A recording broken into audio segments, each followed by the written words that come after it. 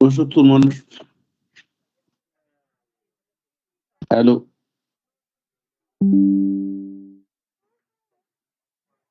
Allô, vous m'entendez? Bonjour, professeur. Bien. Alors, on va devoir commencer. J'ai une activité qui devrait démarrer dans 1h30. Donc, si on ne démarre pas maintenant, on va avoir un conflit d'agenda, d'accord? Donc, on va commencer. La dernière fois, on s'était arrêté sur les applications de la bioinformatique. Donc, ayant fixé déjà le cadre, je partage mon support. Donc, on avait vu comment la bioinformatique, de manière générale, pourrait intervenir dans la vie de tous les jours sur différentes activités ou domaines d'activité. Et donc, comment ça peut impacter et améliorer la qualité de vie, la productivité et bien d'autres choses, et comment les considérations ou les données qui sont utilisées en bioinformatique dans leur collecte, dans leur organisation, comment dans la spécification des tâches associées à cette discipline sont aussi arrimées. Donc, on a vu que tout n'est pas que l'analyse séquentielle. Dans la communauté, il y en a qui vont s'intéresser au développement d'outils. On avait vu ça. On a vu qu'il y en a qui vont s'occuper de l'aspect analytique. Mais on a aussi ceux qui vont s'occuper de l'aspect gestion des ressources, c'est-à-dire le stockage des informations, la gestion des bases de données. Donc, tout ça aussi fait partie de la bioinformatique. Donc, la formalisation des problèmes qu'on rencontre généralement dans les sciences de la vie, en biologie, en médecine, tout ce que vous voulez, en sciences pharmaceutiques, parce qu'on parle de plus en plus de pharmacogénomique. Donc, on utilise ces données-là afin d'exploitation, afin d'apprentissage pour la genèse de connaissances. Donc, quand on parle de tout cela, on voit l'étendue de la diversité déjà des approches en bioinformatique, mais aussi dans le secteur en termes de profil, en termes de profil, je vais le dire comme ça, je ne veux pas dire d'expertise, parce qu'une expertise, c'est autre chose. En termes de profil, on peut avoir généralement des gens qui, à la base, sont des biologistes, des médecins, des pharmaciens, des statisticiens, donc qui se sont intéressés à la bioinformatique, donc vont aller chercher l'outil informatique pour cristalliser un tout petit peu la puissance de ces outils informatiques pour l'analyse des données qu'ils génèrent en biologie de manière générale. Ou inversement, c'est un informaticien ou un data analyst qui connaît ces outils, qui est bon dans ce qu'il fait, mais qui s'intéresse à la question biologique. Donc, de comprendre comment les données biologiques sont organisées, comment c'est déjà généré, et en fonction de ça, les questions biologiques qu'on pourrait poser autour de ces données pour comprendre, pour analyser et comprendre, analyser et interpréter. C'est là un challenge pour un profil qui aurait fait de l'informatique ou des mathématiques à la base et qui ne connaissent rien de ce qu'on pourrait lui parler en biologie. Par exemple, on lui dise une cellule, un génome, ça ne lui parle pas. Donc, il va falloir que lui aussi aille chercher ces informations pour être à même de pouvoir comprendre le jargon utilisé de l'autre côté par les biologistes et inversement, pour les biologistes, aller utiliser le jargon technique en informatique. Et donc, voilà, c'est ce cocktail réuni qui permet vraiment d'asseoir ses compétences en bioinformatique de manière générale. Mais en toute connaissance de cause, il faut dire que dans la diversité des profils, il y en a qui vont s'occuper de la formalisation des questions biologiques, encore une fois. Il y en a qui vont s'occuper du développement des outils. Généralement, c'est des informaticiens. Et il y en a qui vont s'occuper de la gestion des ressources biologiques, y compris des installations, c'est-à-dire des pipelines d'analyse, comment on gère les flux d'analyse, donc la maintenance de ces flux-là et la mise à jour de ces flux. Donc, c'est des outils et d'analyse et de gestion des données. Donc, il y en a qui vont s'occuper que de ça. C'est les data analysts généralement qui vont être dans le groupe des bioinformaticiens. Il y en a qui vont faire le développement et les autres, généralement, c'est les biologistes, c'est les pharmaciens, c'est les médecins qui se sont reconvertis à la tâche, qui vont être le plus sur la partie formalisation des problèmes biologiques et qui vont être dans l'analyse et l'interprétation. Et souvent, quand on parle de bioinformatique, on est plus porté par cet aspect que par le développement des outils. On est plus porté par cet aspect que par la gestion des données, des ressources de manière générale. Gestion des bases de données, gestion des outils et pipelines. Ça, généralement, on prend ça pour une tâche qui n'intéresse pas ou qui n'interpelle pas le bioinformaticien. Donc,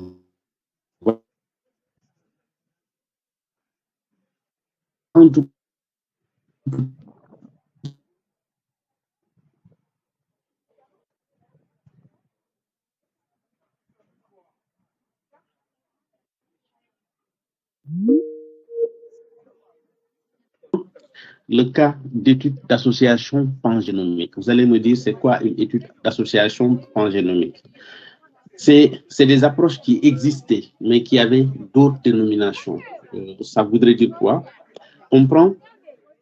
Ici, on parle de pangénomique, ça veut dire que directement, c'est des études d'association qui sont reliées à l'organisation d'un génome, à l'échelle du génome entier. D'accord? Donc, ça voudrait dire quoi? On prend un génome d'un individu alpha. D'accord? Par exemple, le génome humain. On fait le génome complet d'un individu A, d'un individu B, d'un individu C, d'un individu D. C'est un exemple que je vous donne. Donc, vous avez ces 4 génomes-là qui sont représentatifs de 4 individus. Donc, vous êtes en train d'étudier, on va dire ces 4 individus sont des individus pris sur le volet dans la population générale. Donc, très haut volet dans la population générale, on n'a aucune information, pas d'a priori, rien. C'est au pif, on les a pris. Donc, on a ces génomes-là qui de base, on va considérer que ces génomes-là sont des génomes qui reflètent un tout petit peu la situation au niveau populationnel. Maintenant, on va se retrouver en milieu hospitalier, par exemple. On a des individus qui vont avoir en commun la même pathologie. Donc, on prend le diabète type 1, par exemple. Donc, ce diabète type 1, on prend un individu, un échantillon représentatif d'une cohorte qui est concernée par cette pathologie-là. Et donc, dans cette cohorte-là, on a des enfants, des adolescents, on a des adultes. Donc, on va avoir dans ce sous-échantillon-là une représentativité de la population cible, la population diabétique. D'accord? Et donc, lorsqu'on aura les génomes de ces individus-là, c'est de regarder définitivement, est-ce que, d'un point de vue populationnel, l'organisation du génome qu'on observe, c'est-à-dire à tout point de vue, comment le génome est organisé, c'est ces individus qui, a priori, ne sont pas concernés par le diabète type 1, versus les individus qui sont concernés par le diabète type 1. Donc, c'est de confronter le paysage génomique de part et d'autre de ces deux grands groupes. La population générale qui est indemne, où on suppose ne pas être concernée a priori par cette pathologie de personnes qui ne sont pas diabétiques, et donc versus des personnes qui sont diabétiques. Donc, en confrontant, parce qu'on part du principe que le génome des individus de la population générale reflète aussi la même organisation que ceux des patients qui sont atteints du diabète 1, donc type 1. Donc, dans les deux cas, c'est la même espèce. On ne devrait pas voir une différence fondamentale, ce qui est vrai et vérifié. On parle de la même espèce, donc on a la même organisation génomique, le même paysage génomique qui va se présenter de part et d'autre. Mais qu'est-ce qu'on va aller chercher? C'est de petites variations, ce qu'on appelle les SNP, Single Nucleotide Polymorphism. Ces mutations de polymorphisme-là, ou ces mutations polymorphiques, vont être des mutations qui vont être parfois à consonance nulle, c'est-à-dire ça ne va pas avoir d'impact. C'est des mutations silencieuses qui ne vont pas avoir une incidence sur l'expression du génome, définitivement. Mais il y en a d'autres qui vont avoir une incidence. Et cette incidence-là peut être gradée, c'est-à-dire selon le niveau d'impact, on peut avoir une petite influence moindre ou élevée. Et donc, ce niveau d'influence aussi généralement est associé à qui est là, quelle est la nature de la mutation. Est-ce que cette mutation-là, elle est stratégique, elle tombe dans une région stratégique du gène qui exprime une fonction, une protéine, oui ou non? Si ça tombe dans une région critique, donc, naturellement, quoique c'est une seule mutation, c'est un changement ponctuel d'un nucléotide, mais qui peut avoir des impacts considérables d'un point de vue expression, parce que ça tombe sur une région critique. D'accord? Et c'est quoi les régions critiques en biologie moléculaire généralement? On va vous dire, pour un gène, chez les eucaryotes, ça va être une région codante. Donc, dans cette région codante pour l'information, qui code pour une information génétique, lorsque vous avez un changement au niveau d'une base, cette base qui a connu le changement peut définitivement, lorsqu'elle est impliquée dans l'expression d'une fonction, la base est prise dans un codon qui correspond à un acide aminé. Mais le changement d'une base peut entraîner le changement de l'acide aminé, lequel changement peut aussi impacter la protéine finale. D'accord? Et donc, dans ce cas-là, vous avez une protéine qui est totalement modifiée. Donc, l'étendue de la modification peut être considérable sous cet angle-là. Donc, l'analyse pangénomique nous donne cette information en confrontant une situation de référence et une situation particulière.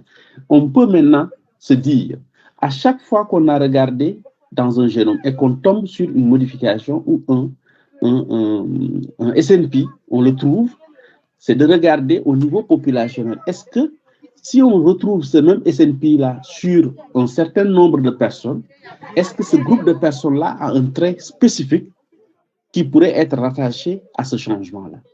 On parle d'études d'association. Donc, c'est de faire en sorte que de caractériser tous les événements qui peuvent se présenter à l'échelle d'un génome.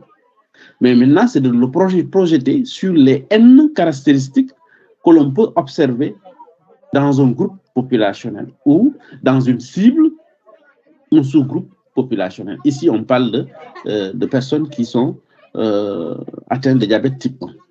Donc, c'est de regarder, est-ce que la signature des SNP, elle est relativement uniforme pour cette population-là? Et donc, dans ce cas-là, on va dire qu'il y a certaines mutations qui vont être des mutations qui sont typiquement associées à la survenue d'un diabète de type 1. Et donc là, on fait de la catégorisation. Donc, c'est pour dire, cette signature-là peut servir comme un biomarqueur. Ça voudrait dire quoi, un biomarqueur? À compter du moment où on observe dans la plupart du temps, les personnes atteintes de diabète type 1 vont avoir un SNP un certain type de SNP, de single nucléotide polymorphisme. Donc, du moment qu'on le retrouve chez un individu, même si on ne le savait pas diabétique, on peut associer la présence de cette mutation-là chez cet individu lambda comme étant potentiellement une personne qui soit a des prédispositions à faire le diabète de type 1 ou est déjà concernée par cette pathologie. Donc, voilà ce que ça pourrait donner comme indication. Donc, il y a une valeur prognostique et une valeur diagnostique derrière cette étude d'association pangénomique. Et même une valeur prédictive sur l'issue d'une pathologie, on peut l'avoir aussi par rapport à ces événements qui sont liés à des études d'association. Donc, ces études d'association ont connu un certain rush, un boom au début des années 2000 jusqu'en 2010. Ça se fait toujours, mais il faut dire que ça a commencé fondamentalement courant les années 2000, on va dire vers la moitié des années 2000 jusqu'en 2014, vraiment, toutes les études génomiques parlaient systématiquement d'association, parce qu'on était dans une dynamique de caractériser les génomes, donc de voir un tout petit peu comment le paysage se présentait et de relier ce paysage génomique-là à des événements qu'on observe d'un point de vue phénotypique ou pathologique, une situation pathologique qui pourrait être associée à un paysage génomique. Donc voilà un tout petit peu ce que ça voudrait dire. Donc l'autre chose, c'est l'autre exemple d'application, c'est la corrélation de ces SNP. Encore une fois, SNP, ça voudrait dire single nucléotide polymorphisme. pour dire littéralement en français polymorphisme à échelle d'un seul nucléotide. Donc, un changement ou une mutation qui concerne un seul nucléotide. C'est quoi un nucléotide? C'est une entité structurale dans ce qu'on appelle l'acide nucléique, que ce soit ADN ou ARN. On est constitué de bases, ce qu'on nous a dit au lycée, adénine, thymine, cytosine, guanine, ok? Donc, ou uracine. Donc, c'est à l'échelle d'une base, si on a un changement, ce changement, c'est d'évaluer l'impact de ce changement. Est-ce que c'est un changement qui passe sous silence, sans aucune conséquence, ou c'est un changement qui a un impact? Et si oui, quel est le niveau d'impact? Donc, ça aussi, c'est une gradation à faire, dépendamment du type de changement. D'accord? Donc, quand on nous dit maintenant des études qui vont faire des corrélations de SNP, des haplotypes et une carte génomique avec les maladies. Donc là, on essaie de complexifier les paramètres. Tout à l'heure, je vous disais, les études d'association pangénomique, j'ai donné un exemple en considérant que le paramètre SNP, donc qui est une mutation à l'échelle d'une base. Mais là, on vous parle des haplotypes. C'est quoi les haplotypes? C'est un ensemble d'allèles de différents loci qui vont être portés par un même chromosome. Donc, généralement, ce groupe d'allèles-là est transmis en même temps. Donc, c'est de considérer aussi ces cas, c'est-à-dire au-delà des SNP, c'est de considérer les haplotypes, mais aussi de considérer la carte génomique pour des malades. Donc, c'est de regarder, lorsqu'on a une pathologie donnée, encore une fois, est-ce que tous les malades souffrant de cette pathologie-là vont avoir les mêmes tendances d'un point de vue SNP, d'un point de vue haplotype et d'un point de vue carte génomique? Est-ce qu'on va avoir la même tendance? On va observer les mêmes scénarios parce qu'ils sont tous concernés par la même pathologie. Si oui, on va dire qu'on a une corrélation de ces paramètres-là. Sinon, on va dire que non, il n'y a pas de corrélation. Et donc, dans les deux cas, quel que soit là-dessus, c'est une information que la bioinformatique nous donne. D'accord? L'outil bioinformatique nous donne. Donc, on va essayer de voir, il y a d'autres exemples, l'introduction au modèle et les ressources bioinformatiques. Donc, ça voudrait dire quoi? La dernière fois, je vous ai dit, il y en a qui vont s'intéresser à agréger les données, c'est-à-dire à stocker, à collecter, stocker les données et essayer de faire parler ces données-là parce que l'agrégation de ces données-là va donner forcément, excusez pour la répétition, 2 secondes.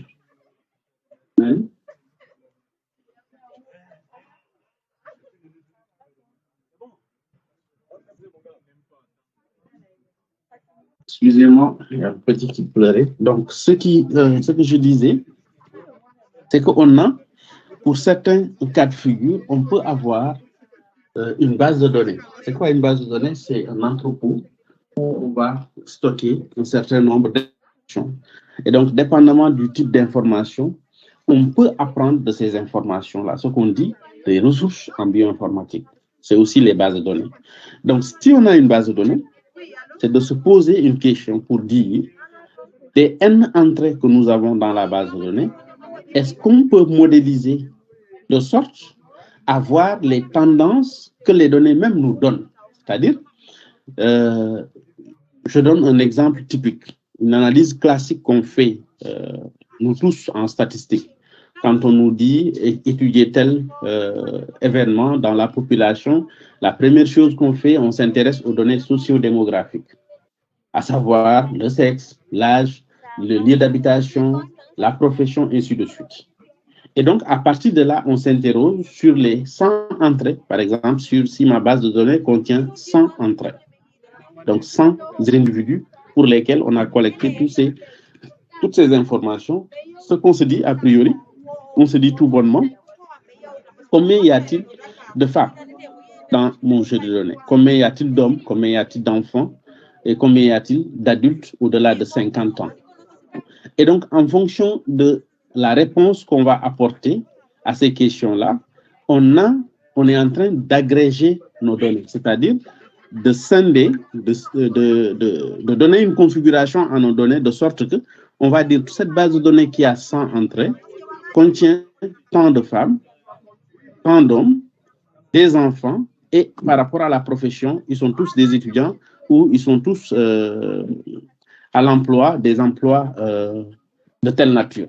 Et donc, ça vous donne une certaine organisation de votre donnée, de votre jeu de données. Et à partir de ce moment, vous pouvez poser une autre question. Est-ce qu'il y a un lien qui peut exister entre le lieu de résidence et le sexe? Est-ce que parce que dans ma population de 100 personnes qui est présente dans ma base de données, si on dit qu'il y a plus de 60 qui sont des femmes, et que ces femmes-là, est-ce que réellement toutes ces femmes-là aussi ont tendance à habiter dans une même localité où la localité n'a rien à voir avec le sexe? Vous êtes en train de faire une association au sein de vos données. Et donc, l'exploitation par des modèles que vous allez concevoir à partir de ce jeu de données permettra de dire, par exemple, une information qui t est égale à 0, on n'avait pas ça.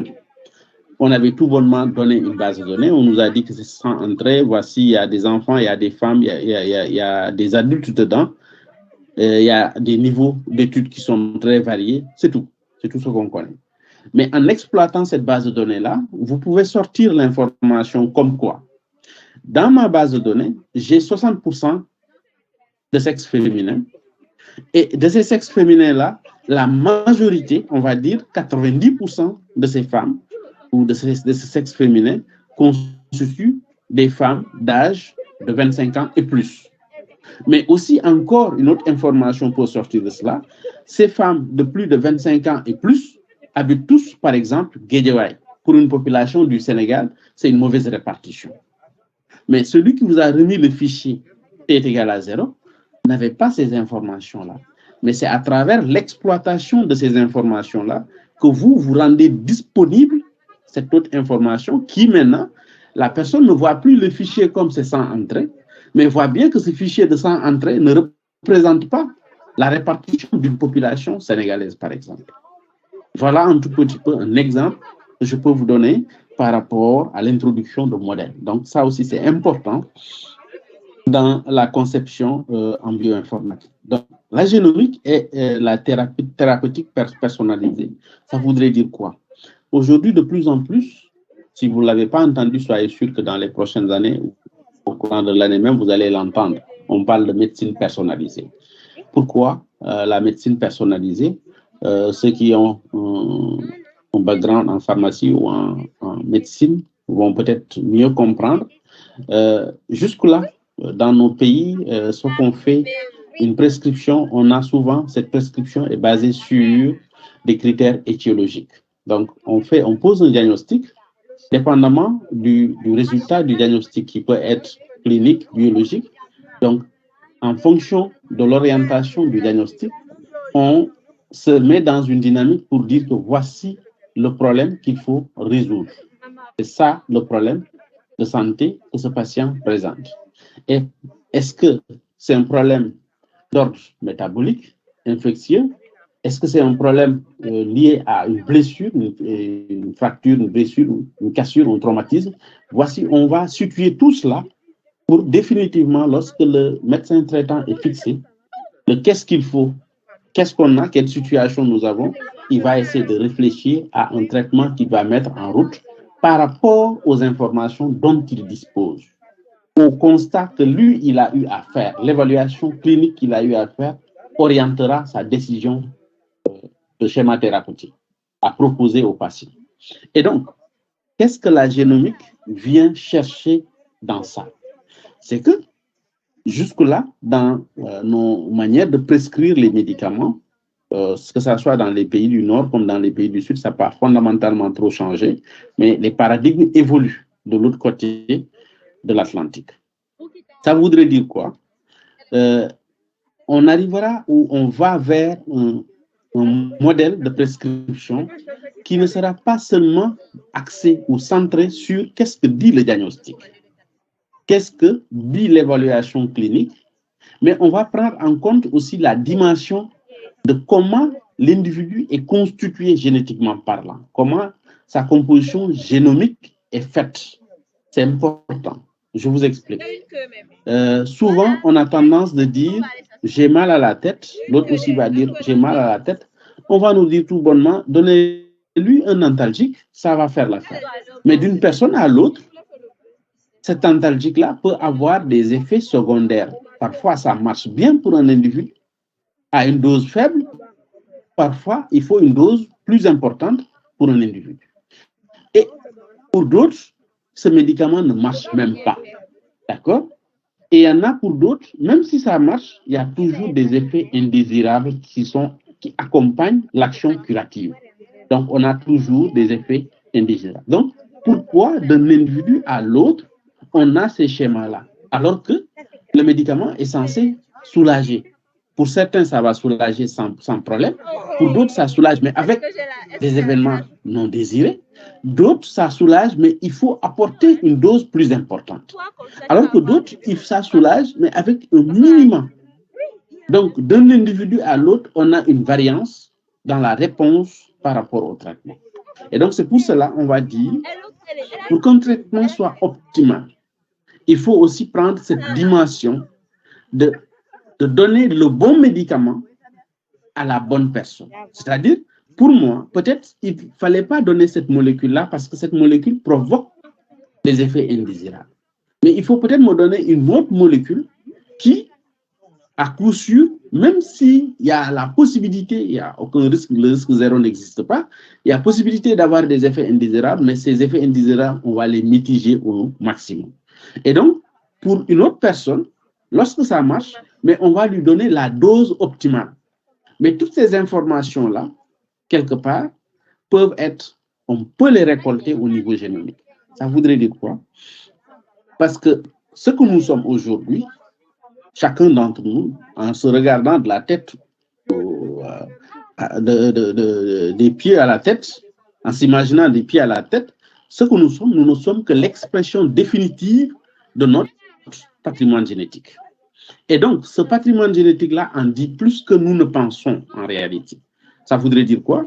Tout ce que nous sommes aujourd'hui, notre façon de faire, notre façon de parler, notre façon de la chose la plus banale, même notre comportement, quelque part, est filié, c'est-à-dire est codé dans ce patrimoine génétique-là. Ce n'est pas le fait du hasard. D'accord?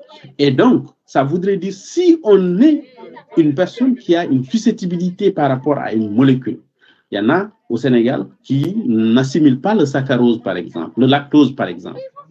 Il y en a qui ne digèrent pas le lactose et donc qui ont des effets avec le lactose.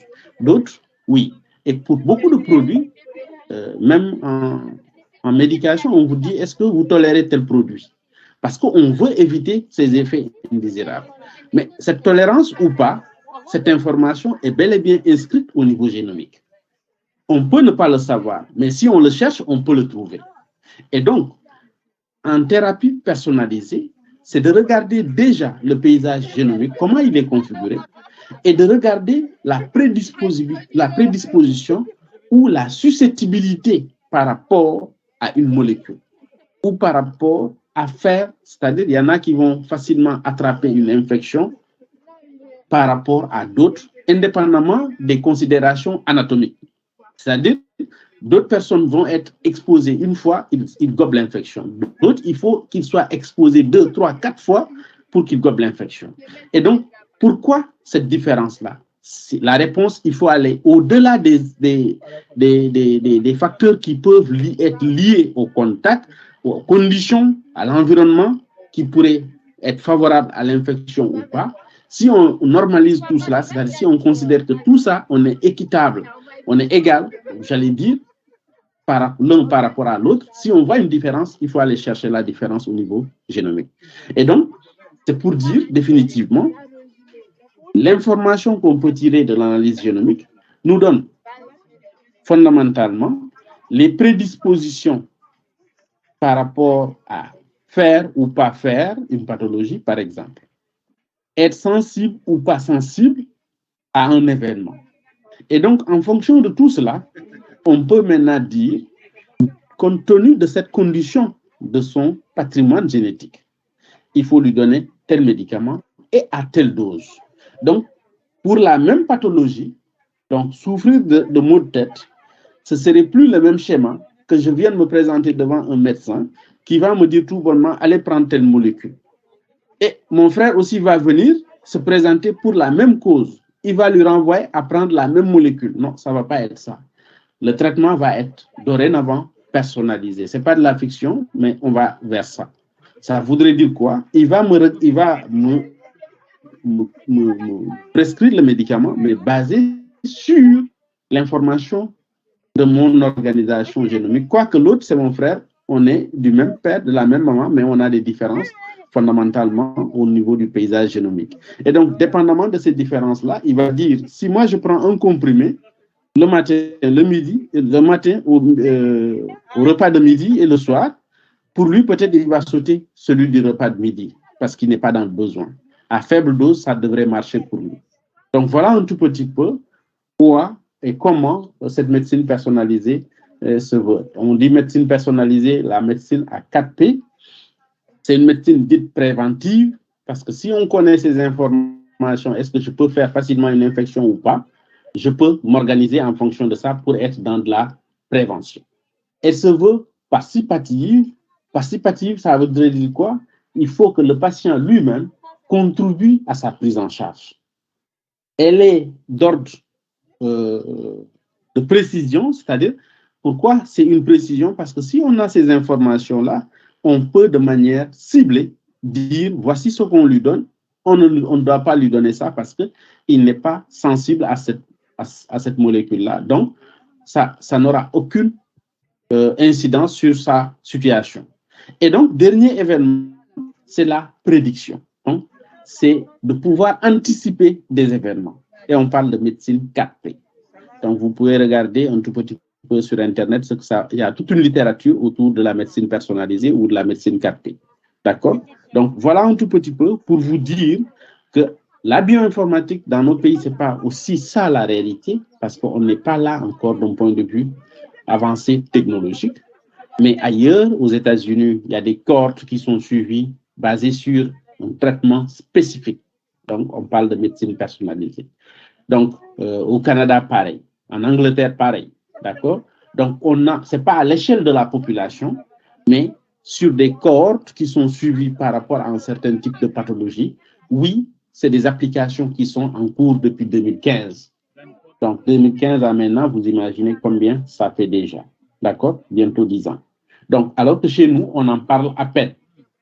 Donc, c'est pour dire qu'on va vers ça dans les années à venir. Donc, ça va arriver, c'est une déferlante qui va arriver chez nous aussi. Donc, on va devoir s'y faire. Parce que jusque-là, on fonctionne avec le protocole Framingham. C'est comme tout le monde. Donc, on va vous dire, cette molécule, ça traite telle pathologie.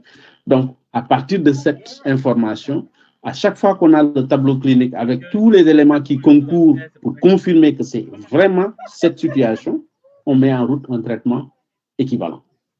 Peu importe l'individu. Généralement, ce n'est pas parce que c'est un homme ou une femme que ça va changer. Et même si ça change, généralement, ce n'est pas des changements de taille.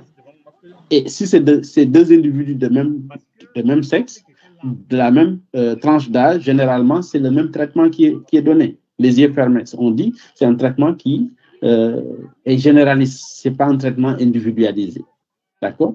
Donc voilà, ça c'est une information qui aussi pourrait être utilisée par la bioinformatique qui, dans son application, va pouvoir régler cette affaire. Donc les cibles d'investigation maintenant, parlons de cibles d'investigation de la bioinformatique, ça va de l'homme aux plantes, en passant par les virus, par les bactéries, par les champignons et par les parasites. C'est-à-dire que c'est une discipline qui aujourd'hui s'applique à l'homme dans son intégralité, à son environnement de tous bords et de toutes les espèces qui interagissent avec l'homme. Ça, je dis, c'est par rapport, si on prend un point de repère, l'homme. Au-delà de l'homme, c'est le microcosmos, donc tous les micro-organismes qui sont connus peuvent faire l'objet d'investigations en bioinformatique. Donc, on peut les séquencer, analyser leur génome, comparer ça avec d'autres génomes. Donc, c'est pour dire qu'il n'y a pas de restriction, il n'y a pas de limite à ce niveau-là.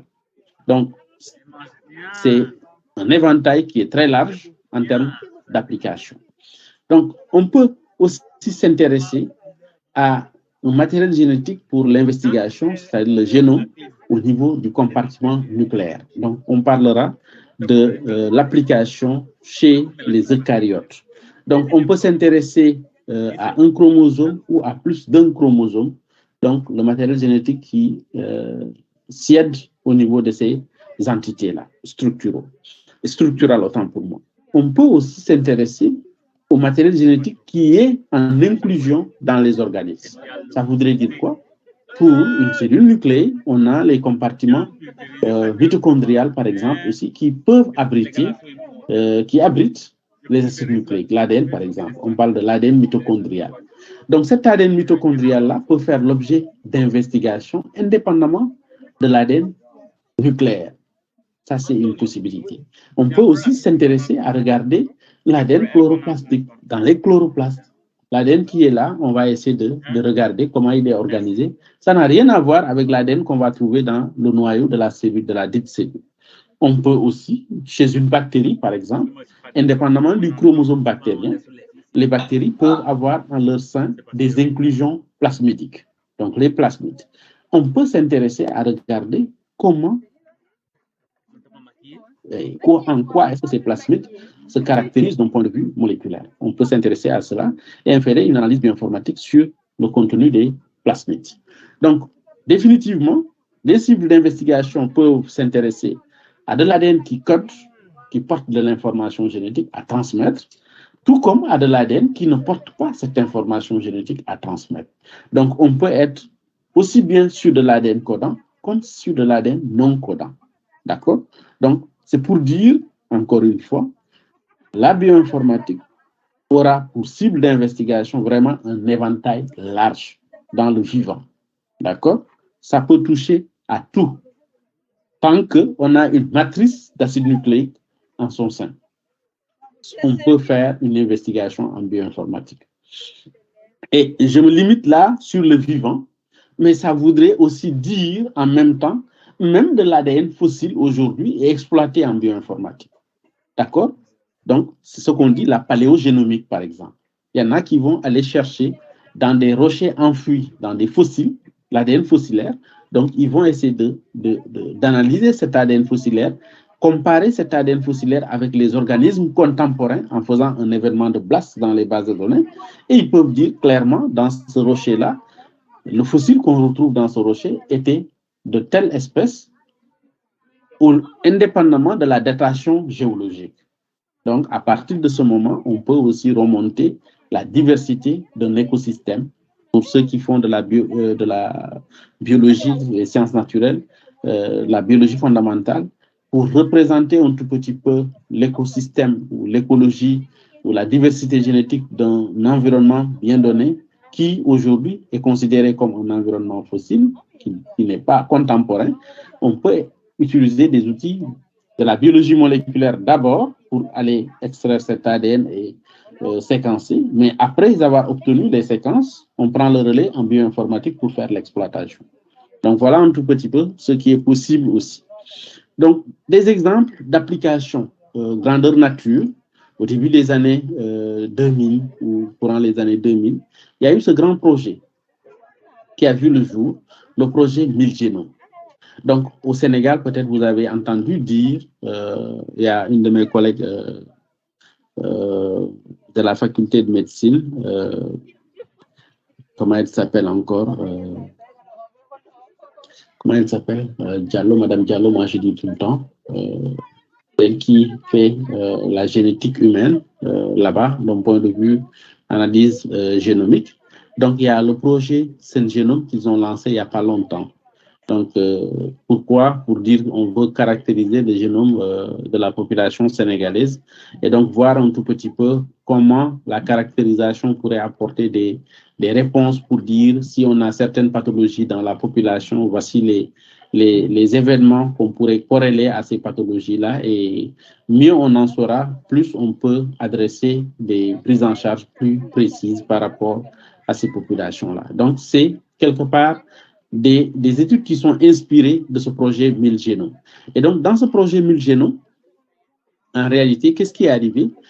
les auteurs ont enrôlé 2504 individus qui viennent de 26 populations utilisant une combinaison avec des couvertures plus ou moins larges du génome. Donc, ils ont regardé tout le génome et aussi ils ont regardé de manière précise la partie codante, on dit l'exome, d'accord?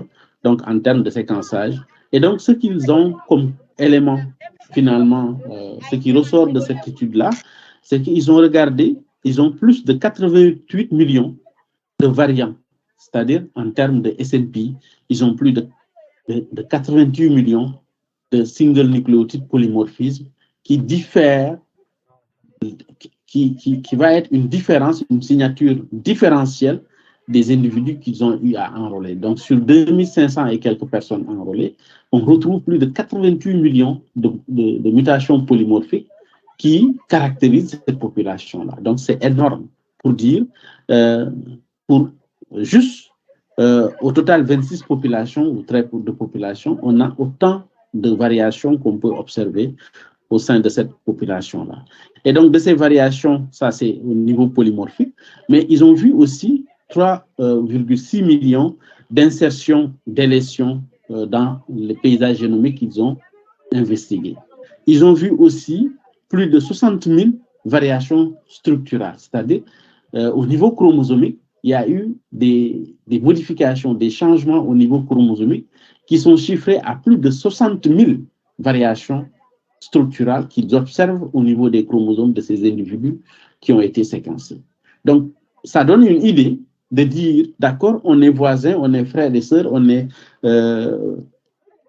mari et femme, on est père et enfant, mère et enfant, mais pour autant, on est aussi différents dans la population, à l'échelle populationnelle. Et donc, ça donne quoi comme finalité? Ça nous permet de comprendre la variation génétique ou les variations génétiques qui peuvent survenir ou qui existent au sein de l'humain. Et lesquelles variations, quelque part, ne sont pas des variations anodines. C'est des variations qui vont expliquer certaines pathologies au niveau populationnel. C'est des variations qui vont expliquer le fait que d'autres ne vont pas être concernés par une pathologie, alors que d'autres sont plus susceptibles à faire cette pathologie. Ce sont des variations qui aussi vont quelque part donner un sens à la sensibilité ou pas à un traitement. Tous ces événements-là sont quelque part des événements qui sont inscrits au niveau du patrimoine génomique populationnel. Et donc, c'est un intérêt scientifique, c'est un intérêt thérapeutique d'avoir un plus grand nombre d'informations par rapport à cela. Et donc, Syngénome, quelque part au Sénégal, donc s'intéresse aussi à faire un tout petit peu cette cartographie génétique de la population sénégalaise pour voir un tout petit peu les éléments qui se mettent ensemble. C'est Rokhaya Diallo, la dame que je disais, professeur Rokhaya Diallo. Donc, elle a lancé, c'est un consortium Syngénome qui a été lancé il n'y a pas longtemps au Sénégal. Donc, c'est pour dire quelque part, c'est pour aller chercher ces types d'informations au niveau populationnel. Donc, après ce projet 1000 génomes, il y a eu un autre projet phare qui a vu le jour en 2008, qui va dans le même sens. Donc, le projet du microbiome humain. Donc, on veut voir au sein de l'homme ce que, historiquement, on nous disait, la flore, comment ça, d'accord? Donc, cette flore qui est en nous, on la qualifie différemment selon l'organe, d'accord? Selon l'organe, selon l'écosystème même où évolue cette flore-là. Donc, on va dire une flore intestinale, une flore vaginale, donc ainsi de suite, d'accord? Donc, ce projet avait pour seul objectif de faire le point par rapport au microbiome de manière générale chez l'humain, de la tête aux pieds. Donc, c'est d'avoir la totale. Donc, pour dire, j'ai toute l'information du microbiote, de l'écologie microbienne chez l'homme. Donc, la caractérisation exhaustive du microbiote et des gènes associés, c'était l'objectif principal. Pourquoi les gènes associés? C'est-à-dire, si vous avez une population microbienne, cette population microbienne-là interagit forcément avec l'autre. ce qu'on dit, on a un commensal sur nous. Ce commensal-là se nourrit sur le support de l'autre. Et donc, quelle est la nature de cette relation-là? Est-ce que c'est une relation qui est bénéfique pour tout le monde, des deux parties, ou c'est une relation qui est purement parasitaire, ou voilà, on n'est vraiment pas impacté alors que ça profite à l'autre partie. Donc, dépendamment du niveau, en faisant ce screening-là aussi, en fait, cette question, elle est résiduelle. Mais plus haut, on a une vue panoramique de qu'est-ce qu'on peut abriter comme microbe au sein de notre organisme. Et donc, définitivement, regarder le microbiote et regarder les gènes associés permettra de comprendre le rôle du microbiome pour la santé et son implication dans les maladies. Donc, ça voudrait dire quoi? Je m'arrête sur ce point-là. Je ne sais pas, est-ce que vous êtes au courant ou pas? Certaines pathologies de nature à provoquer une immunodépression chez l'humain, par exemple, pour le VIH. C'est un exemple que je vous donne. Le stade SIDA est associé à un déséquilibre immunologique avancé. Et donc, du fait de ce déséquilibre immunologique avancé, des études récentes ont montré, par exemple, dans le microbiote intestinal, on a un appauvrissement sévère de bactéries utiles dans l'intestin qui fait que la prolifération virale au niveau intestinal va aller vers une déplétion plus rapide des lymphocytes T et donc va précipiter la mort du patient. Et donc, pour enrayer ça, une des solutions qui a été pensée, c'est de restaurer un tout petit peu ce microbiote intestinal, ce qu'on appelle la flore intestinale. Si cette flore intestinale-là est restaurée, on va pouvoir retarder l'échéance qui va être l'agressivité de la déplétion des lymphocytes T va avoir une baisse. On aura tendance à... On n'arrête pas la machine, mais quand même, on peut freiner, on peut ralentir la progression de la maladie. Et donc, on parle à partir de ce moment, il faut transférer un microbiote intestinal. C'est-à-dire, on va faire une culture de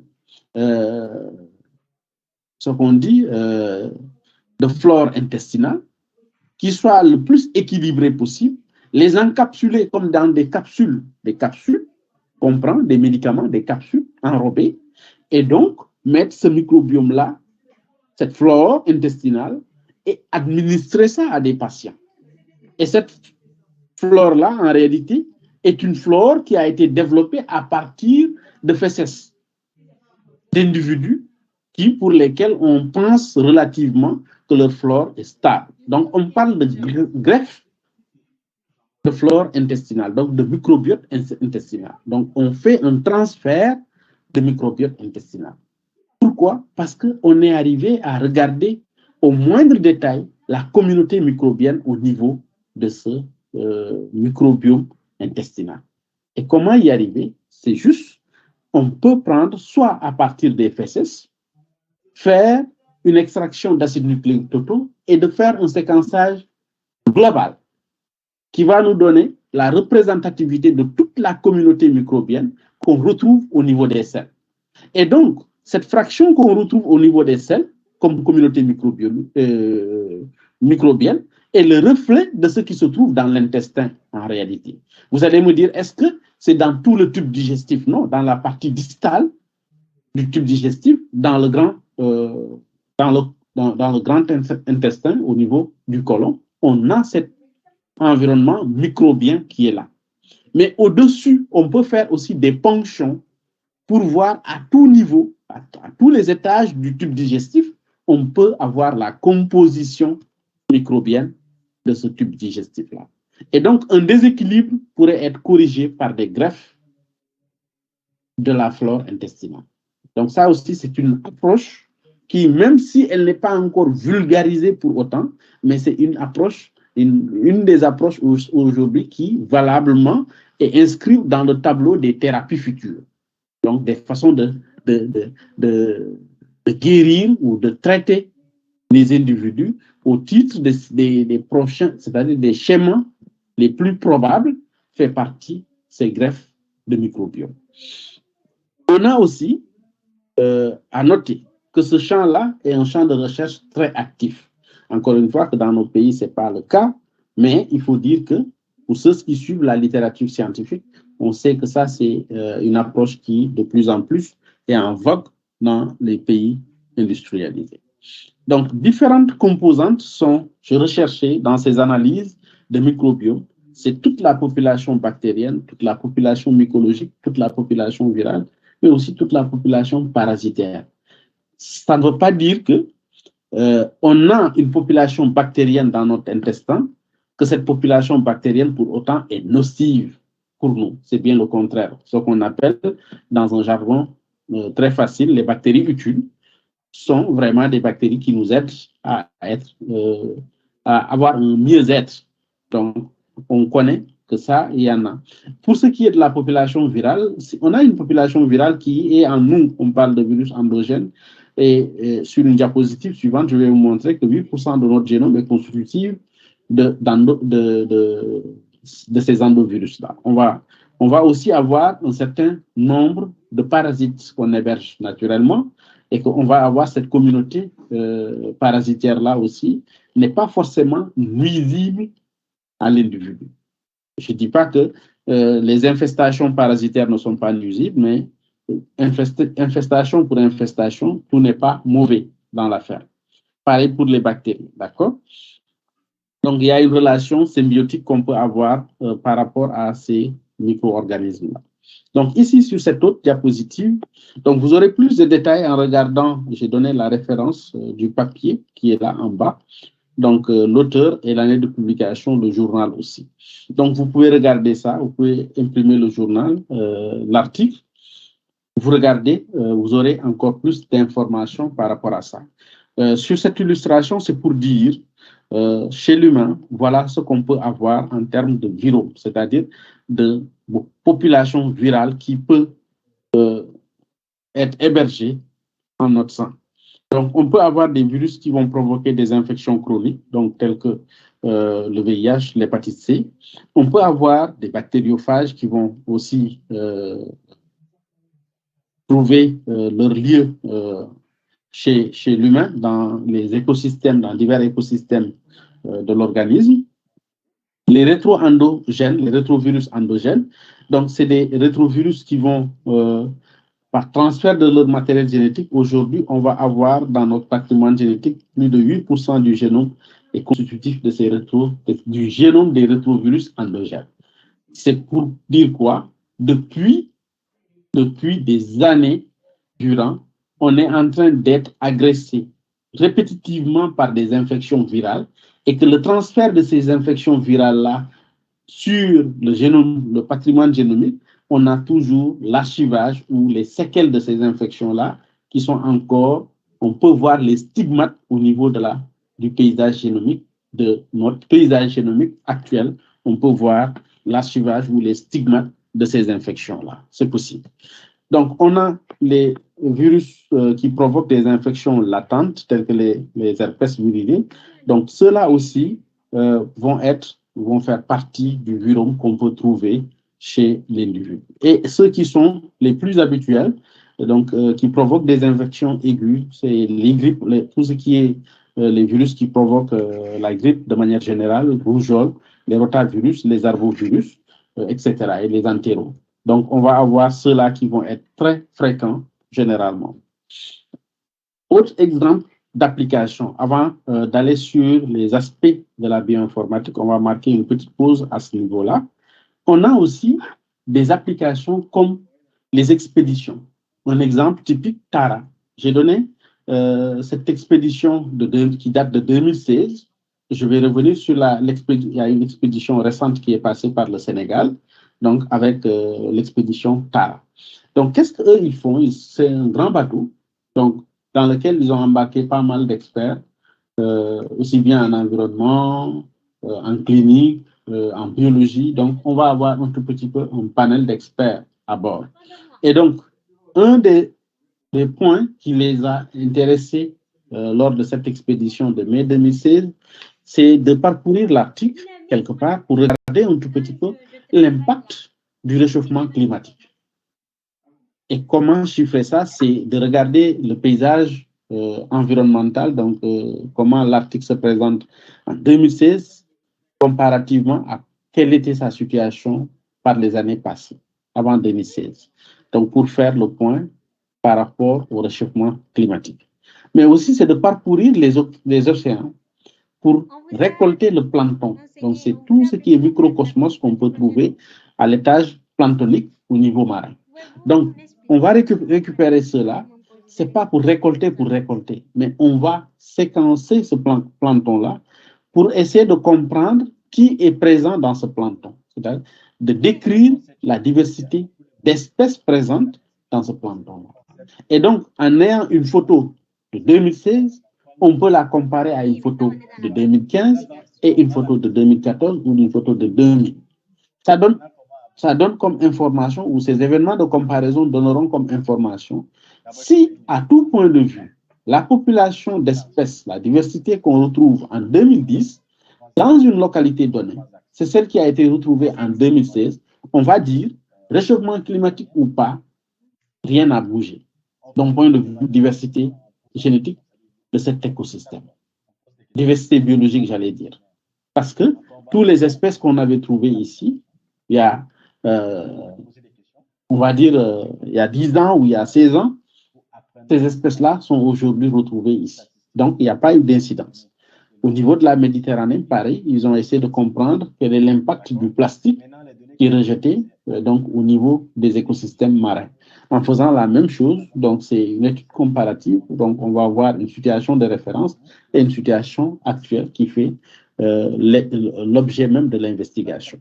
Donc tout cela rentrait dans un seul et grand objectif qui était de comprendre l'impact des activités humaines sur les écosystèmes. Et donc pourquoi? Parce que c'est important de le comprendre. On dit assez souvent l'homme est en train de dégrader son écosystème, l'homme est en train de polluer la planète, mais il faut chiffrer ça. Il faut arriver quand même à donner des valeurs, à situer la dégradation, ça touche ça et ça et ça, de manière nominative pour dire voici là où le compteur est rouge, où les signaux sont rouges. Ça se situe ici, ici, ici, parce qu'on l'a chiffré. Et donc, pour répondre à ces questions-là, la bioinformatique aussi peut apporter des éléments de réponse. Après le séquençage de ces différentes matrices, on peut, de manière comparative, regarder qu'est-ce qui a évolué ou pas. Donc, une petite pause pour prendre éventuellement des questions, si vous en avez. Jusque-là, par rapport à ce qu'on aurait développé. Avez-vous des questions? C'est la même chose. Ce sont les mêmes canaux, la même présentation. Pour vous, c'est comment? On a le cadre logique, le cadre chaîne de résultats, budgétisation. Allô? C'est la même chose. Ce sont les grands axes. Comment je te donné? On parle de business plan. Allô? Est-ce que vous avez des questions? Vous n'avez pas fait le business plan, c'est ça? Ah, okay. Pour nous, c'est budgétisation, pas business plan. Bon, ok, d'accord. C'est différent alors. Jusque-là, c'est clair pour tout le monde par rapport aux cibles d'investigation, par rapport aux applications que la bioinformatique pourrait apporter. Est-ce que c'est clair pour tout le monde jusque-là?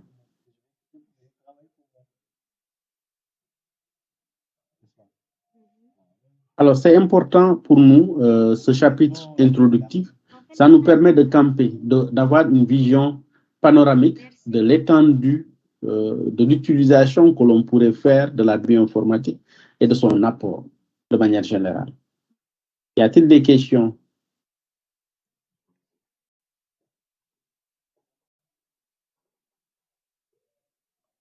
Allô, vous m'entendez?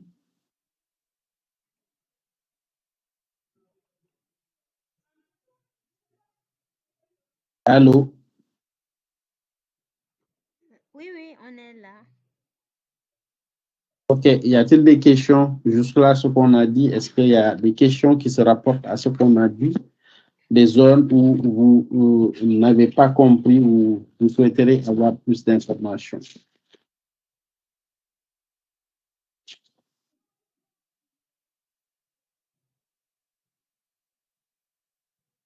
Vous êtes perdu?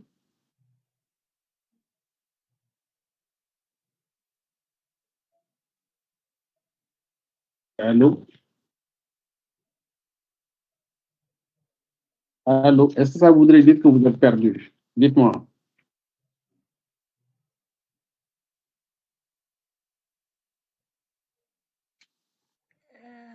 Moi, je n'ai pas de questions. Ok, d'accord. Donc, je présume que... Oui, c'est moi aussi. Je viens de la Réunion, donc je ne suis pas tellement situé. Je ne peux pas poser des questions tellement. Ok, d'accord. Alors, on va continuer cette autre partie-là, donc pour regarder juste les différents aspects qui pourront être traités par la bioinformatique. Donc, de ce que, pour ceux qui j'avais, la dernière fois, j'avais demandé ceux qui ont été exposés un peu à la bioinformatique, il y en avait qui disaient qu'il avait fait un cours introductif en licence, si je ne me trompe, avec ma collègue Alimato. Donc, une licence en biologie à la faculté de médecine, si mes souvenirs sont exacts.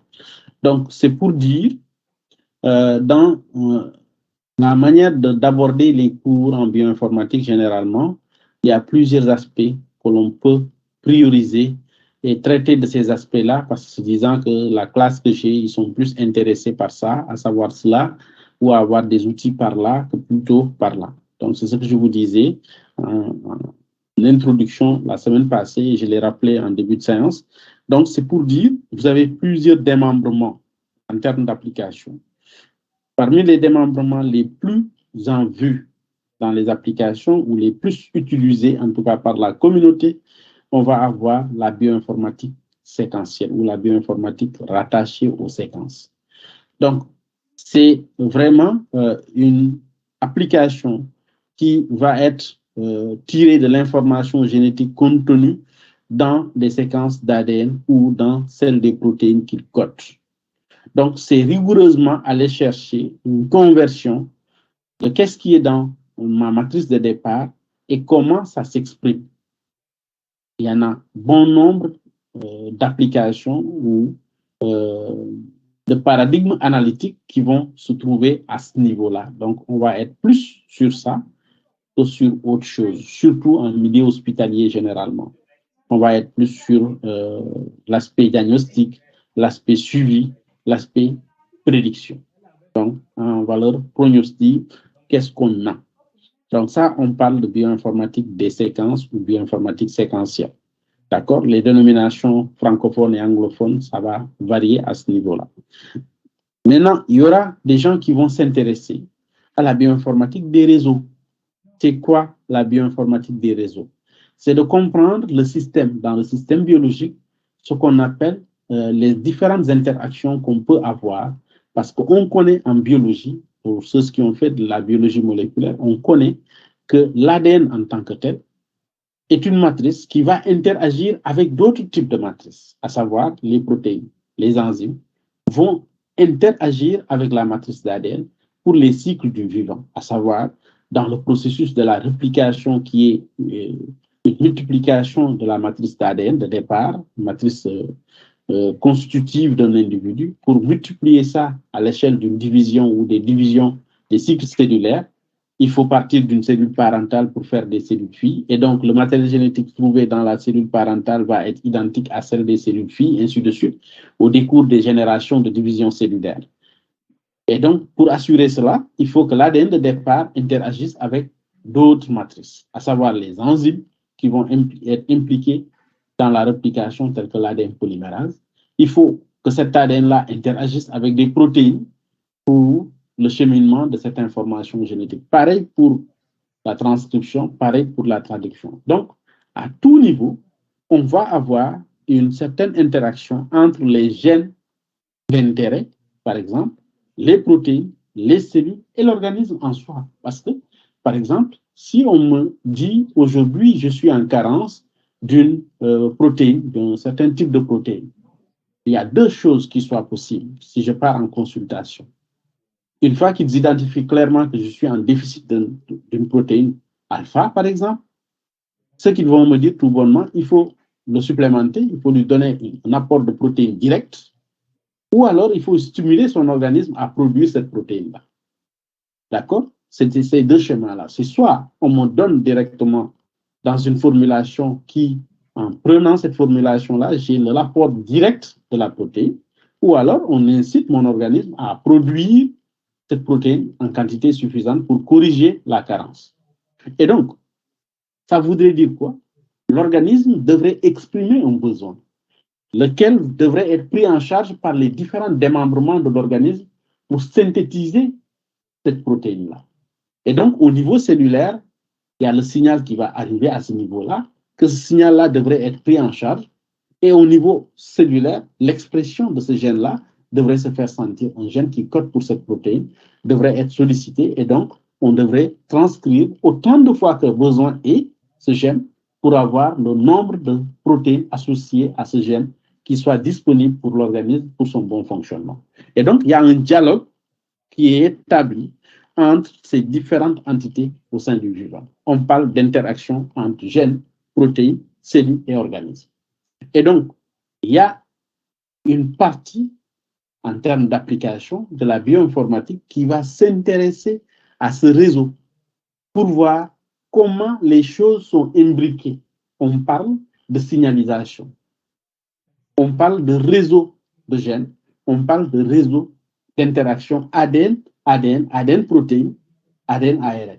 Donc, ces événements-là vont être des événements qui intéressent aussi la bioinformatique. Donc, au-delà de leur expression tout bonnement, on peut aussi s'intéresser à cela. Il y aura maintenant d'autres qui vont s'intéresser toujours, c'est dans la bioinformatique, d'autres qui vont s'intéresser à la structure du génome. On parle de bioinformatique structurale. C'est aussi une composante qui est très, très, très étudiée.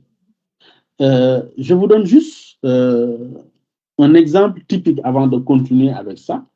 Jusque-là, quelqu'un peut me dire les maladies héréditaires. Quel est le gold standard en termes de diagnostic? Comment on fait pour détecter une maladie héréditaire aujourd'hui?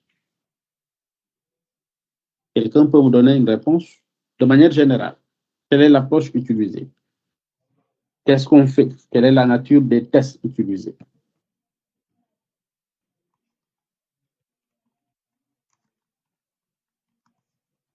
Quelqu'un peut me dire? Personne? Personne n'a une idée comment on pose un diagnostic de pathologie héréditaire?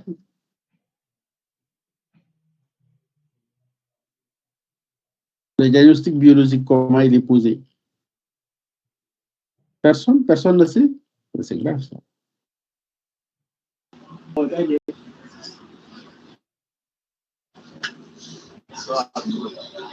Oui, là, Omar. Oui, monsieur, je vais un peu parler sur là-dessus. En fait, monsieur, il y a ces maladies qui sont héréditaires, telles que la drépanocytose. La drépanocytose, c'est une maladie qui est héréditaire. On peut déterminer la drépanocytose à travers des hématocytes rencontrés lors du test des MEN. Ok. D'accord. Quel autre exemple? Merci. Merci. Quel autre exemple?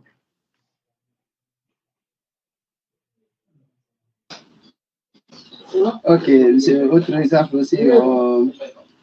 D'autres aussi, on peut s'intéresser avec la molécule d'ADN, la structure de la molécule. On peut s'intéresser à la structure de la molécule pour voir la disposition de ces molécules telles que la détection de trisomie 21.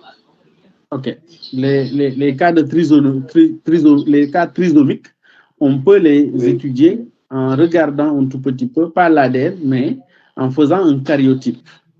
C'est regarder la disposition des chromosomes. D'accord? Donc, cette disposition des chromosomes va nous donner une information, est-ce qu'on est dans une situation trisomique ou pas? Donc, c'est des analyses génétiques de manière générale. Donc, ces tests génétiques-là ont pour seule vocation de savoir est-ce qu'on a un déséquilibre déjà, déséquilibre qui peut être lié à une représentativité d'événements chromosomiques ou de gènes qui se sont dupliqués ou qui sont en trop. D'accord? Donc, on va dire une situation d'abondance.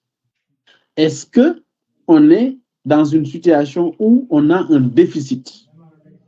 Donc, c'est une expression quantitative d'abord, mais aussi on a au décours de ces tests-là une expression qualitative. Quand bien même qu'on a tout le nombre de chromosomes attendus, on l'a sur le karyotype, mais est-ce que les chromosomes pris un à un, autant pour moi, sont des chromosomes qui sont au complet? Il n'y a pas de bras manquant, il n'y a pas de perte, il n'y a pas de déformation au niveau chromosomique. Donc, on va avoir une expression, une appréciation qualitative de ces chromosomes-là, ou même de l'ADN, si vous voulez, pour aller plus en détail.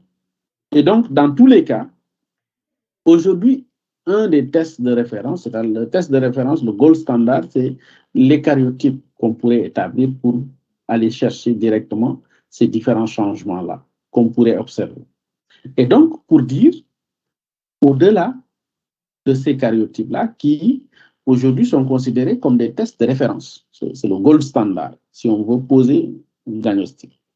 Mais l'information qu'un karyotype peut nous donner, on peut l'avoir à partir d'analyses moléculaires. En regardant l'expression d'un gène, est-ce qu'un gène est surexprimé ou est sous-exprimé? Ça nous donne l'information. Est-ce qu'un gène est délété, est supprimé, manque ou pas? On peut le savoir. Est-ce qu'on a des événements d'insertion ou de délétion? On peut le savoir.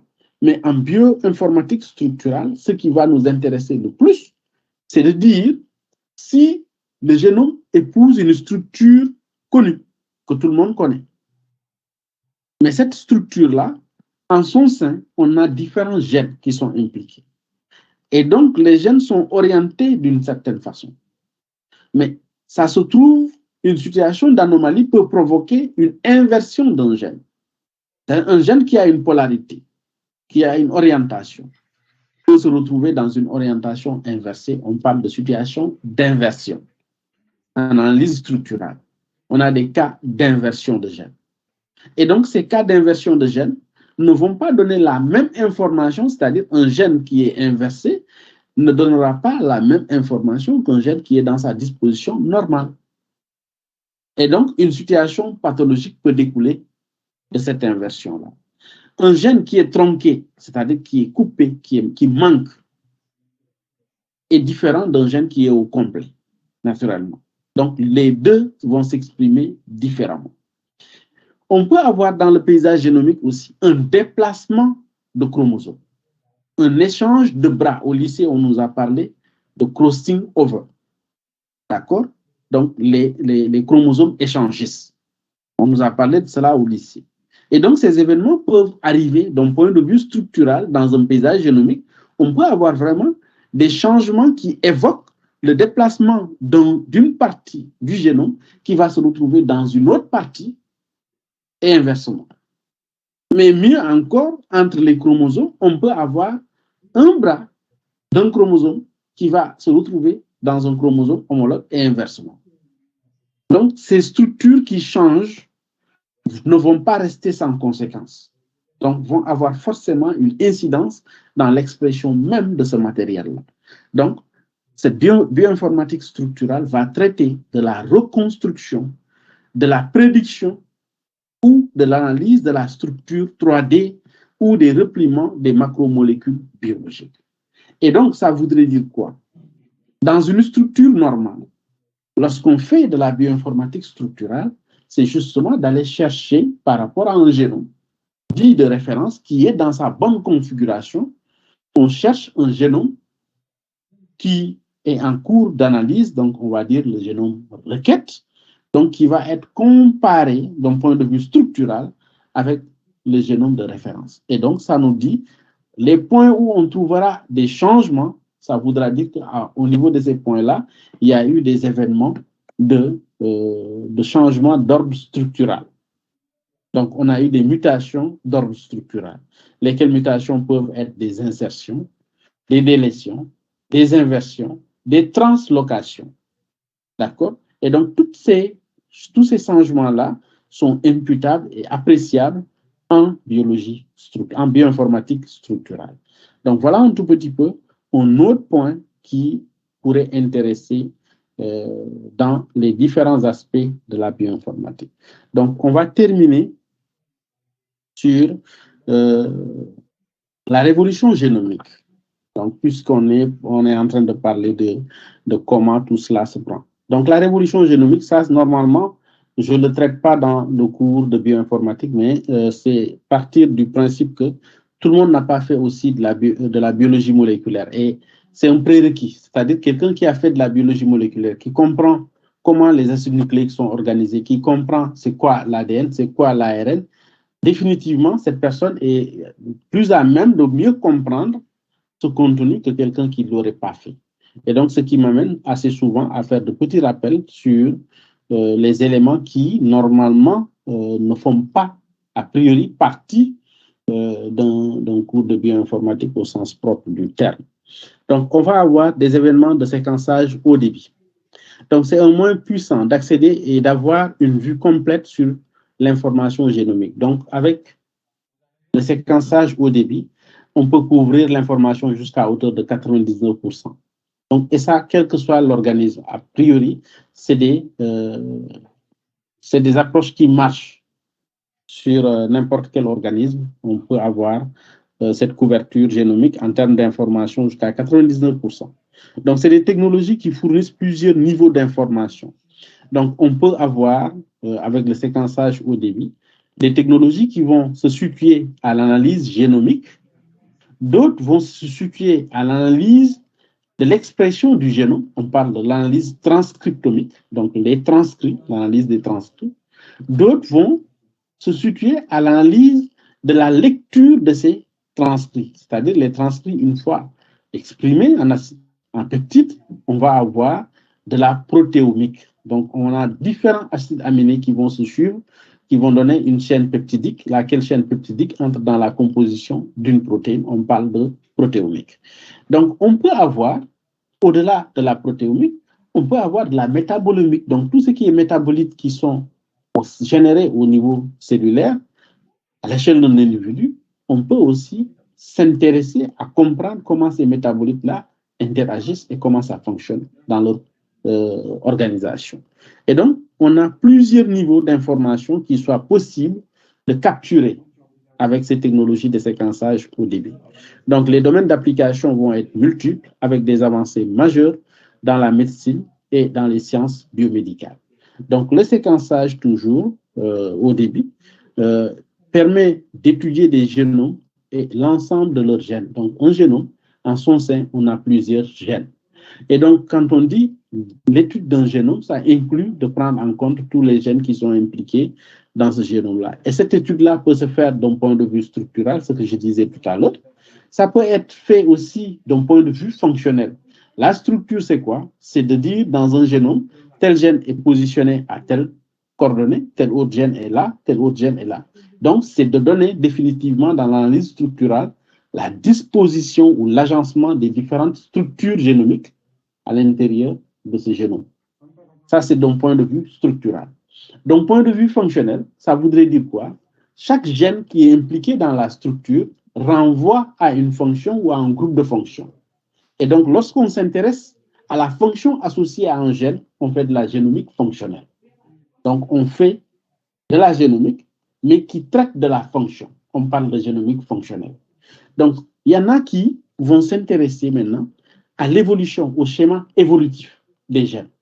Donc, c'est pour dire, dans l'histoire évolutive des espèces, on va dire deux espèces sont voisines lorsqu'elles partagent un certain nombre de similitudes au niveau génomique. Mais ce qui dit similitude ne veut pas dire qu'on est exactement la même chose. On a des traits de ressemblance, ça ne veut pas dire qu'on est identique. Et donc, on peut aussi, à partir de l'analyse génomique, apprécier ces degrés de similarité, ces similitudes, pour se prononcer sur l'évolution, sur le schéma évolutif, pour dire qu'un individu ou un groupe d'individus serait à la base des individus contemporains. C'est possible à partir de l'analyse génomique. Donc, ceux-là vont faire de l'évolution, ce qu'on appelle de la biologie évolutive. Il y en a qui vont s'intéresser tout bonnement aux différents polymorphismes. Et c'est ce que je disais tantôt lorsqu'on faisait des études d'association pangénomique. Donc, on va s'intéresser aux changements au niveau d'un seul nucléotide.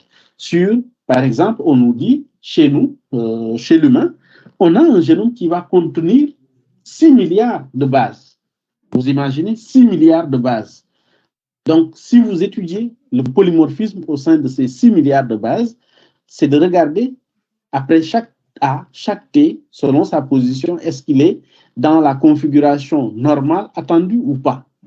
Donc, c'est vraiment aller chercher, c'est comme une aiguille dans une botte de foin. Donc, il y en a qui s'intéressent à ces aspects polymorphiques pour essayer de déchiffrer des événements associés à ces aspects polymorphiques, donc qui permettront aussi de générer une information. Donc, plusieurs étapes existent. Le séquençage peut être partiel ou complet. On peut partiellement séquencer un génome ou entièrement. Et donc, dans les deux cas, après séquençage, il va falloir passer par des épreuves qu'on appelle l'annotation de la séquence génomique. Donc, on va annoter la séquence sous deux aspects, deux paradigmes généralement. On a l'annotation fonctionnelle, mais qui est directement rattachée à l'annotation structurale. Donc, en fonction de la disposition des éléments génomiques, on va donner les noms de structures correspondantes et à chaque structure renverrer une fonction. Et on aura l'annotation fonctionnelle qui découle de l'annotation structurale. Donc, on va avoir, à partir de ce moment, si on a un élément à apprécier, on peut les comparer. On parle d'études comparatives de plusieurs génomes. Et là, on est dans un champ disciplinaire appelé génomique comparative. Donc, la génomique comparative n'est rien d'autre que j'ai des entités génomiques A et une entité génomique B. Et j'essaie de faire le rapprochement entre A et B pour dire A et B sont identiques ou sont similaires sur ces points-là, sur ces coordonnées-là, et sont différents sur ces autres points. À partir de ce moment-là, on est en train de faire de la génomique comparative. Dernière diapositive par rapport à la révolution génomique. Donc, toujours, si on prend le séquençage au débit. Donc, c'est des technologies qui vont être jeunes. Donc, pourquoi jeunes? C'est parce que c'est des techniques qui ont émergé au milieu des années 2000, encore une fois. Donc, en sciences, année 2005, 2005 jusqu'à maintenant, c'est vraiment très jeune parce qu'on n'a pas vraiment beaucoup de recul. Donc, pour dire que c'est des technologies qui sont jeunes, dont les procédés d'exploitation ne sont pas tout à fait matures, parce que jusqu'aujourd'hui, on a des algorithmes d'analyse qui sont en cours de construction, d'autres en amélioration, d'autres qui sont devenus obsolètes parce qu'on a trouvé mieux, on sait faire mieux. Donc, on a encore un déficit de consensus dans la communauté scientifique. Donc, comment on peut analyser un lot de données en utilisant un algorithme? D'autres vont dire qu'on est mieux en utilisant un autre type d'algorithme. Et donc, ça voudrait dire que dans la communauté, du fait de la jeunesse de ces technologies-là, on n'est pas vraiment sur des standards qui sont dits de manière consacrée pour dire que tout le monde s'aligne sur ce standard-là. Ce n'est pas encore quelque chose d'effectif et surtout dans certains domaines, on est encore vraiment dans de l'implémentation. Donc, on va regarder le dernier point. La difficulté majoritairement va se situer au niveau de la partie analytique dans le traitement des données. Et donc, c'est là où on va avoir une différence fondamentale. Souvent, les automates de séquençage ou les protocoles de séquençage vont être des éléments qui sont directement rattachés au fabricant. Donc, le fabricant va vous dire, si vous utilisez tel protocole, voici le kit que vous allez utiliser, ainsi de suite.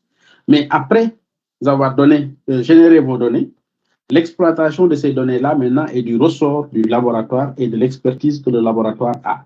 Et donc, ce qui fait que parfois, on peut avoir une variabilité dans cette exploitation-là. Donc, sur ce, on s'arrête là aujourd'hui. Et la prochaine fois, on va voir une autre partie, les domaines d'études investis par la bioinformatique. Et on aura des exemples aussi à parcourir dans ce dans cet autre chapitre-là. Des questions avant de se quitter? Y a-t-il des questions? Moi, professeur, s'il vous plaît. Oui, Désolée. allez-y. J'aimerais que vous reveniez un peu sur le séquençage de haut débit. Bon, au début, je ne m'attendais pas que bioinformatique, ce serait différent de biostatique, mais bon. Ça parle plus de la biologie moléculaire, mais je n'ai pas fait de stage là-dessus, j'ai aucune pratique ni théorie sur la biomoléculaire, mais je vais faire des recherches pour m'adapter à ça. S'il vous plaît, pour OK. le séquençage. Oui, d'accord. Sur le principe, je vais plus prendre ça en compte au moment de donner des exemples. J'ouvrirai des fenêtres régulièrement sur les aspects liés à la biologie moléculaire, mais encore une fois, la biologie moléculaire, c'est une discipline qui est encore différente de la biologie, de la bioinformatique. Donc, c'est en avant-première de la bioinformatique, de l'exploitation bioinformatique, on a ce prérequis qu'on demande d'avoir. Il y a beaucoup d'ouvrages, je vous invite à regarder sur Internet déjà les chapitres qui traitent sur les acides nucléiques. Donc, déjà comprendre comment les acides nucléiques sont organisés et les techniques de séquençage, comment le séquençage est réalisé. Donc, même la première, deuxième génération, si vous lisez ça, vous comprenez, pour la troisième génération, la compréhension va être encore plus facile. Ceci dit que je prendrai en compte cette demande dans les cours à venir. À chaque fois qu'on tomberait sur un événement qui évoquerait une partie séquençage, je ferai une petite fenêtre, en fait, je ferai une petite parenthèse par rapport à cela pour regarder dans cette fenêtre comment les choses ont été faites. Ça vous permettra d'avoir plus d'aperçu sur les outils de la biologie moléculaire. D'autres questions? Ok, merci beaucoup. J'ai Bien. aussi j'ai fait un constat. Bioinformatique, c'est Mhm. comme la biomodélisation, biométrique comme ça. Oui, Voilà. Donc, je oui, c'est pas la m'attendais. bio. Oui, oui, vous vous attendiez? Ah, ok. Donc, peut-être au fur du temps, peut-être on va savoir comment modéliser, comment monter, conceptionner un modèle. Voilà, En pour fait, il y a représenter des beaucoup. données. Oui, il y a beaucoup de modélisation. En fait, on ne peut pas parler de bioinformatique en mettant de côté les modèles. C'est pas possible. C'est plus de modèles utilisés en bioinformatique qu'en biostatistique. Biostatistique, c'est des modèles qui vont être tellement triviales, c'est-à-dire c'est ce qu'on voit dans tous les livres de biostatistique. Mais en bioinformatique, on va nous demander parfois à faire de la combinatoire, c'est-à-dire d'associer des modèles qui sont inspirés de la biostatistique, mais aussi des modèles épidémiologiques qu'on va intégrer, qui n'ont rien à voir avec ce qu'on aurait vu ailleurs. Donc, en mettant des modèles intégrés, en allant vers des modèles intégrés, c'est comme si on redéfinissait encore un nouveau modèle qui n'existait pas avant. Donc, voilà un tout petit peu pour dire que c'est une discipline qui va être vraiment très dépendante de ces modèles-là. Mais une chance, c'est que dans l'analyse, dans la pratique, souvent, les modèles sont implémentés dans les outils déjà que vous utilisez. Donc, vous utilisez un outil, par exemple, je vais vous donner comme ceux qui connaissent EpiInfo, par exemple, ou ceux qui utilisent SSP ou Jump GMP. Donc, c'est des modèles qui préexistent ou qui sont prépositionnés. Maintenant, parfois, il faut apporter de petites corrections, il faut apporter de petites précisions en plus du modèle générique. Vous pouvez apporter des éléments de précision pour mieux affiner votre modèle. Oui, ça, c'est des cas qui sont possibles. Mais relativement, ce qui simplifie l'opération, c'est que en analyse bioinformatique, généralement, les outils qu'on utilise souvent, c'est des outils qui intègrent dans bien des cas des modèles. D'autres questions?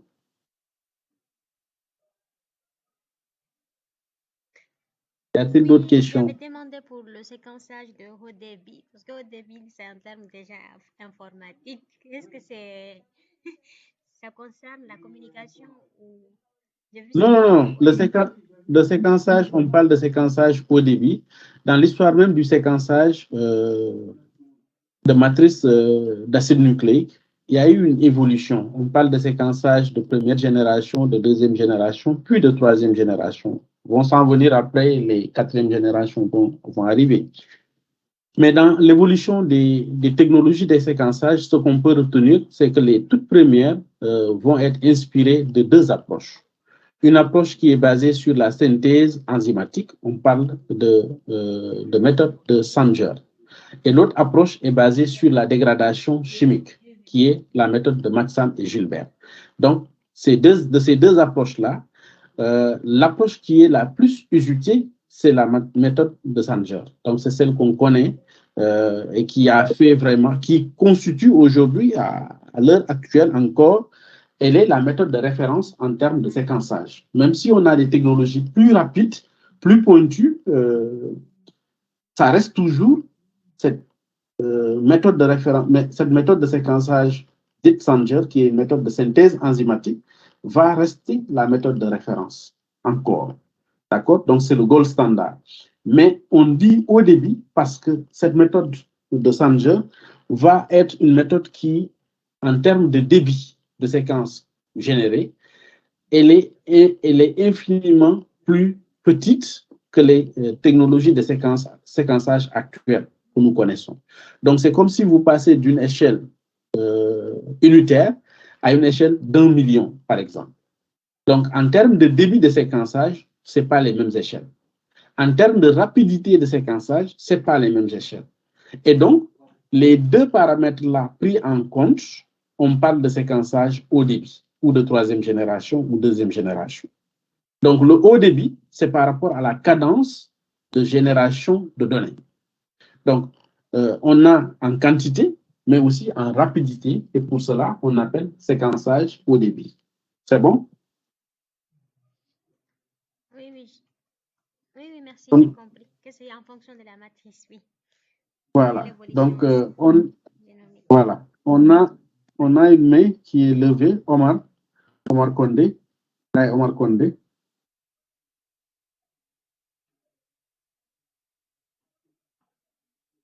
Allô, là, Omar Condé, il nous entend?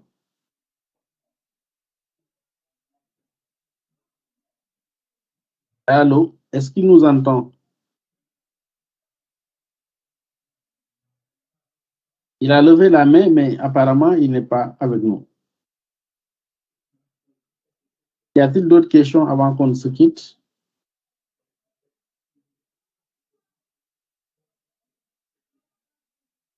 Allô, est-ce que vous m'entendez? Y a-t-il d'autres questions?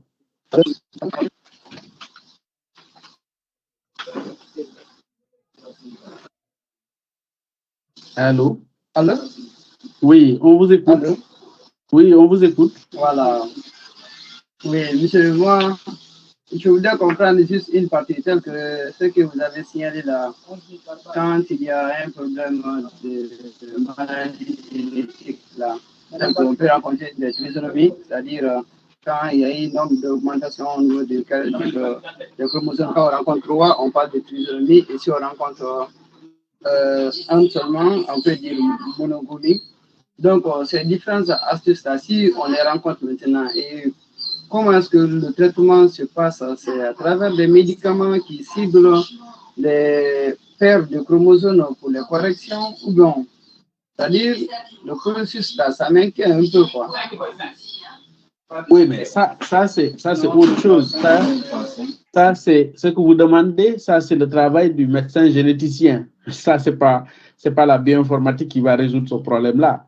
Ce que la bioinformatique apporte, c'est de pointer du doigt le déséquilibre. C'est-à-dire, on peut apprécier le déséquilibre qui existe entre une situation normale d'un point de vue structural et une situation anormale d'un point de vue structural.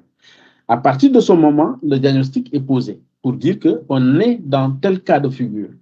Et c'est à partir de là que le médecin le médecin généticien qui s'occupe de la prise en charge de ces pathologies-là, va orienter sa prise en charge. Mais ce n'est pas à partir de l'outil bioinformatique que tu vas trouver aussi une solution toute faite pour corriger la maladie. Non. C'est pas ça. Tu peux quand même poser le diagnostic de manière formelle et aussi dans bien des cas, si un traitement marche ou pas, selon le cas, tu peux baser ton raisonnement en utilisant les matrices pour lesquelles ça a été pris chez des individus pour lesquels le traitement marche versus ceux pour lesquels le traitement ne marche pas. À partir de là, tu peux aller chercher un certain nombre de biomarqueurs, de paramètres à objectiver pour dire que lorsque j'ai ça, ça voudrait dire que le traitement est en train de marcher. Ça, c'est possible. Mais rien que par l'analyse posée qui est le diagnostic, la bioinformatique ne permettra pas de résoudre le problème d'une trisomie 21. Non, ce n'est pas possible. D'accord? D'autres questions?